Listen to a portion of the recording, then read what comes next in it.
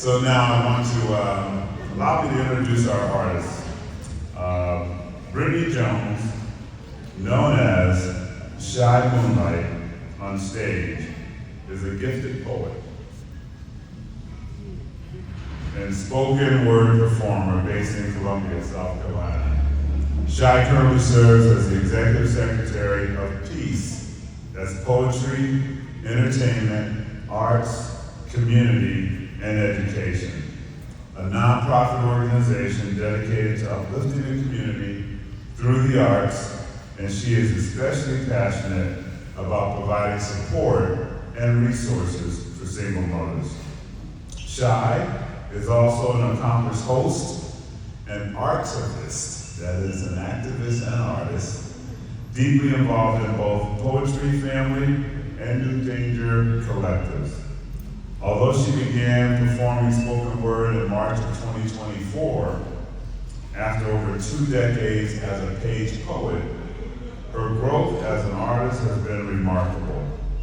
By day, Shy works in healthcare and is a devoted mother to 3 uniquely talented children. Her poetry serves as a beacon, offering light and inspiration wherever she goes. Shy is an excellent addition to our Mother's Day program and celebration, bringing both spirit and artistry to the occasion and our theme of Kingdom Women, rooted and grounded in Christ, growing in faith and love. So please join me in giving Brittany, AKA Shy Moonlight, a warm Jehovah welcome.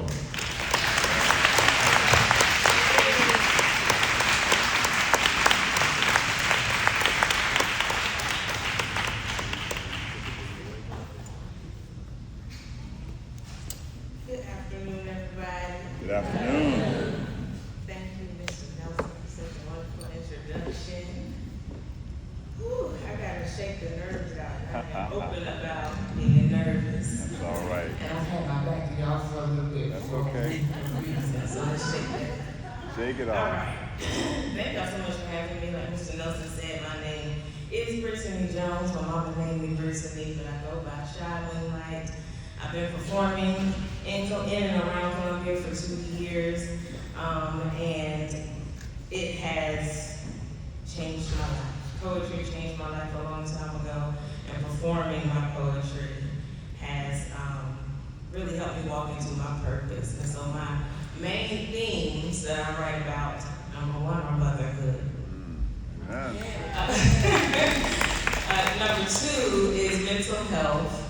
And there's lots more, but we'll just stick with those top 2, mental health and motherhood. So I'm gonna do 4 poems for y'all today and talk to y'all a little bit about me. And we're gonna focus on the growing part of today's thing, because as we mothers know, happy Mother's Day to you all, by the way. At every stage of your motherhood, happy Mother's Day to you all. But as we know, it is a journey. As mothers and people with mothers, it is a journey. So I'm gonna talk a little bit about the growth of it all now.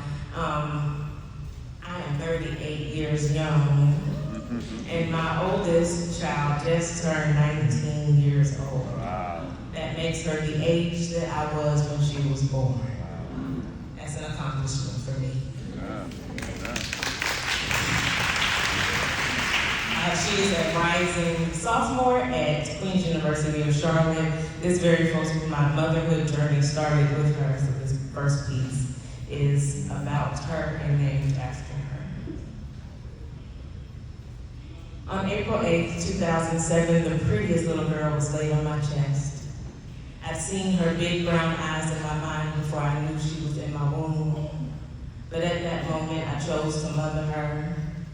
Declined offers and options for outs, I silenced opinions and chose to raise her. Hopefully to be the person she was called to be, to the best of my ability. Mind you, I was a child. Just 6 months into adulthood, so far away from understanding womanhood, yet thrust by my own hands into motherhood. At least 2 statistics. Teen and singing. Now add in black and the fact that her father would die before knowing that she would be born. So I named her in an effort to combat all of that. Jazara. It's Ethiopian for blessed princess because despite my immaturity and his non-existence, she would be blessed. My ace is the exact age I was when she was born. That's a mission accomplished. And she has grown to be my very best friend, the first person to know me through and through, and she's the reason I can never give up. Beautiful in heart, mind, and spirit, and she has my face. Copy, paste. And every time I look at her, I see those big brown eyes that I seen in my mind before I knew she was in my womb. And that's that piece. Thank you.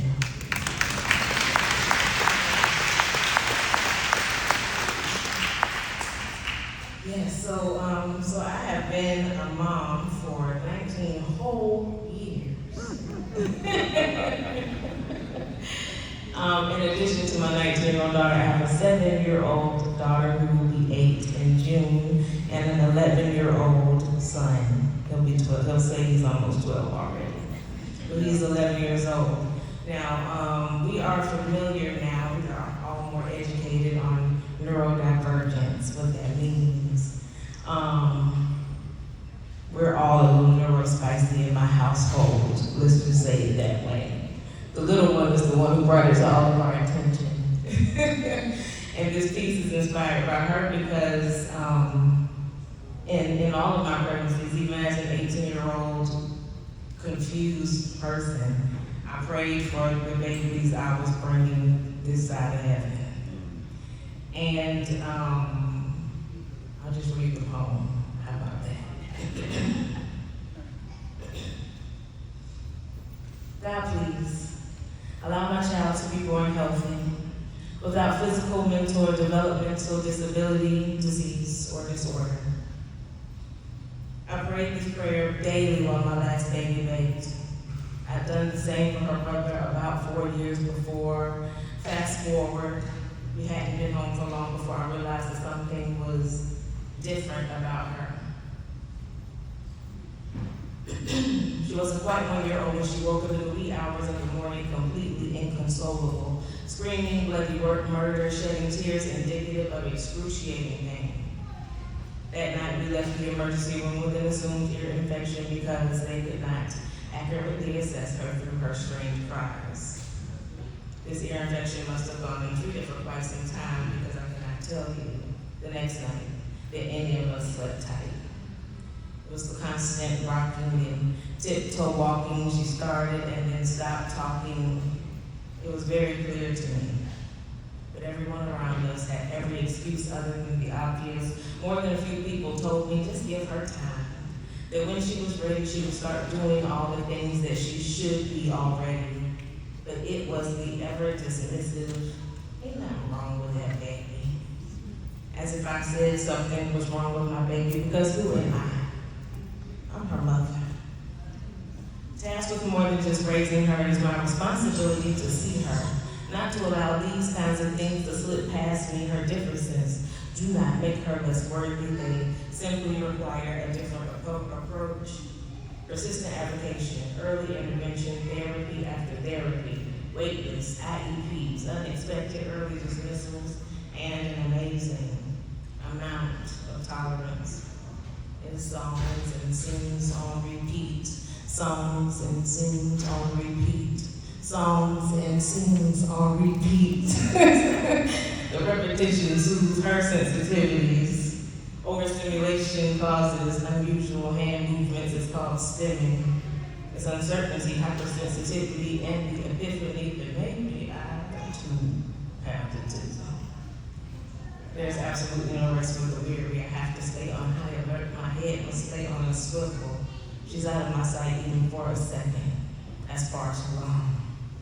Being her mother has certainly changed me. And while people make it seem like I'm doing something amazing, I am just being her mother. I didn't choose this life for either of us. Why would I?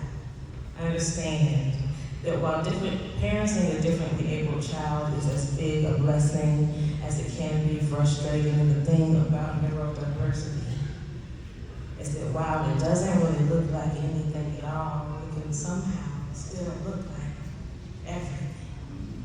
That's that piece. Thank y'all. All right. Thank you, brother.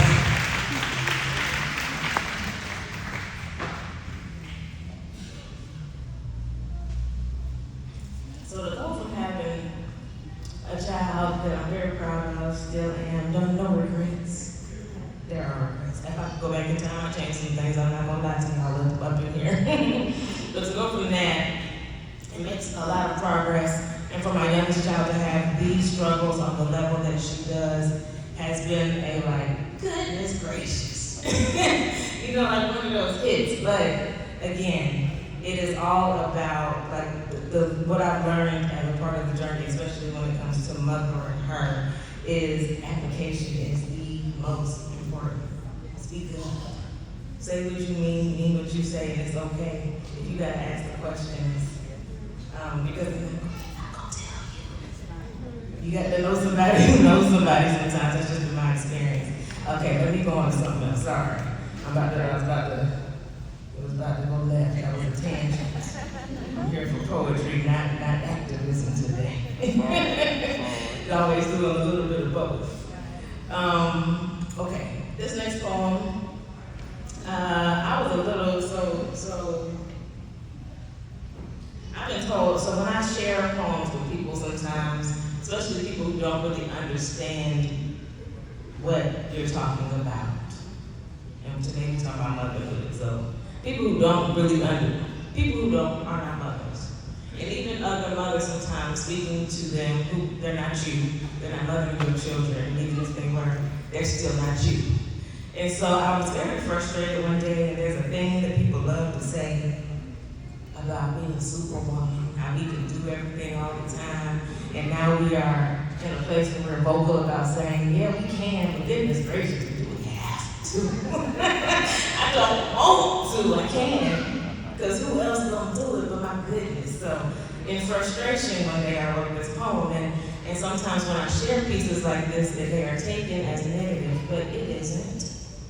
So before I read it, I want you to receive this with an empowered mindset and not a pessimistic one, okay? Contrary to popular belief, I am not superwoman. What I am is a woman who God chose to make a mother to 3 beautiful human beings. If I were super though, I would have saved myself, maybe chosen a better man to procreate with. I would have spared myself the weight of single motherhood and given my mental health a fighting chance. Would have waited, earned my degrees, earned my degrees, made something of myself while finding myself. I would have been by myself, learned how to take care of myself, taken time to travel, experience, explore. I would have booked flights and gone on world tours. Maybe I would have lived somewhere else where my presence is accepted, my input expected. I'd have hobbies and free time just to be me. I'd have nobody else depending on me. I would be debt and drug free. My mind would have been free. Then discovered me long before I identified the God that is in me. And yes, only God knows what else. But at least I'd have gone through it without having to keep more than just myself alive. You can say that I am complaining or ungratefully disdaining the blessing that it is to bring life into this world, but this just gets so hard sometimes. So hard to explain and even harder to maintain, all while trying to stay sane. Like, you tell me, how do I focus on the positive when my mind is filled with unchecked tasks and nobody is coming to my rescue, no matter how many times I ask. So for now, I just pray that these words turn to testimony, speak to the strength, courage, and wisdom that innately dwell within me, show that no adjective can speak to the greatness that is Brittany. No, we are not super, we are one. Thank you.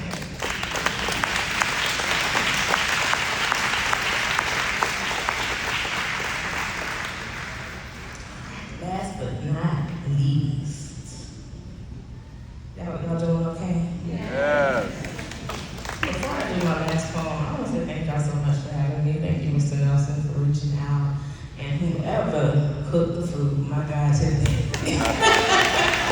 Thank you. Thank you. I didn't mention this in my intro because I saw a lot of D9 family in here, but I am a member of Zeta Phi Beta. Hey! All All right, So sister. let me say that before I lose that part.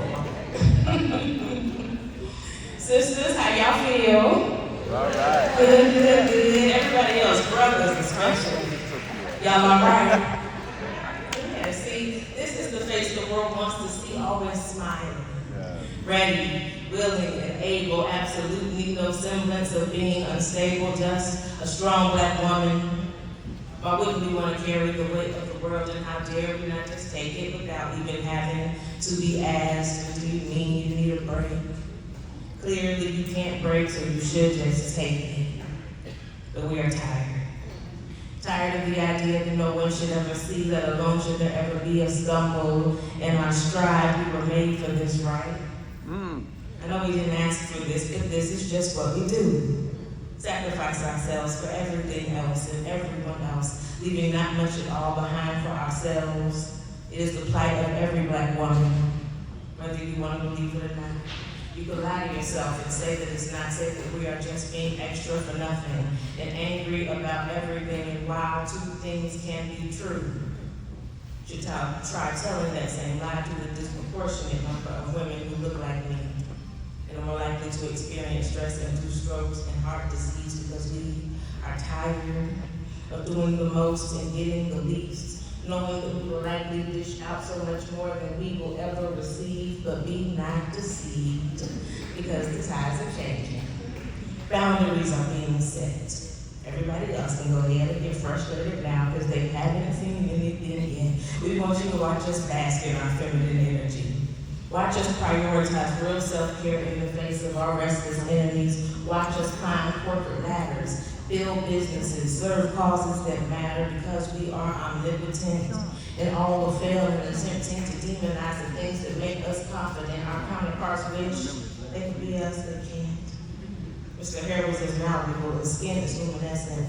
Baby, we are inspired, knowing that everything about our essence is enviable, so it is clear why we're the default. It's not our fault, it is our blessing. And we're not here to teach anybody a lesson. We're here to say that gone are the days of taking advantage. The answer is no, period. When things become too hard to manage, our strength lies in our very being. The way we advocate for ourselves in the face of hate, yes we are. And always will be strong black women, no matter how anybody tries to flip it. My sisters, how y'all feel? Happy Mother's Day. Thank y'all so much. If you would like to thank you. I appreciate that so much. If y'all want to follow me, I am Shy Moonlight, S-H-A-I, Moonlight on everything, at T-H-E-S-H-A-I, poet on everything as well. I have a QR code if you missed any of that. Thank you all so much for having me. It's a welcoming space. I appreciate it. Peace.